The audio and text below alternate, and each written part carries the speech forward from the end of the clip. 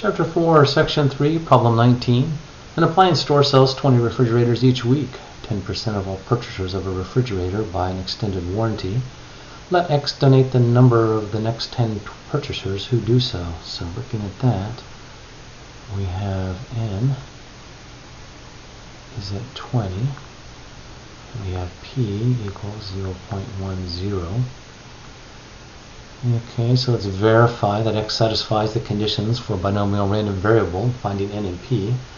Well, I just wrote N and P down, didn't I? So N and P, so the conditions are that they are independent, and there is no dependency between the purchasers who buy the extended warranty. So we'll assume that they don't talk to each other, so we'll assume independence.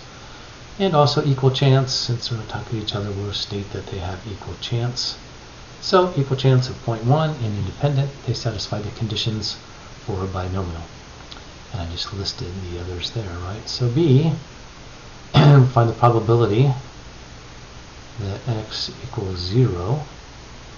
So we can actually do this in the definition, in our formula. So we have our n factorial over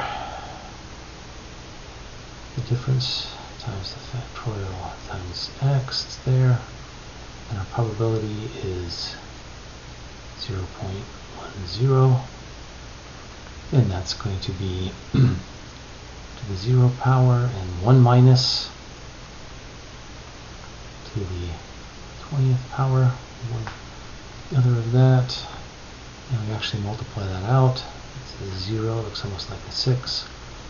That equals 0.1216.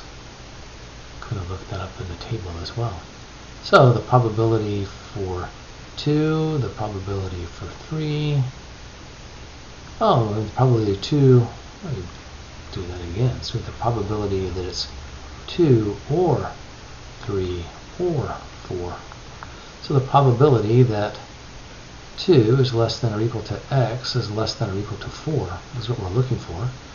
From the table, we can say the probability that x is less than or equal to 4 minus the probability that x is less than or equal to, we have equal to 2, so we can't subtract off less than or equal to 2. We can subtract off less than or equal to 1. That takes care of everything that's less than 2. So looking up in the table, the values for n equals 20, p is 0.1, and the two values of less than or equal to 4 or 1. So we have, let's see, less than or equal to 4 is 0.9568. That is 0.3917. It's going to equal 0.5651.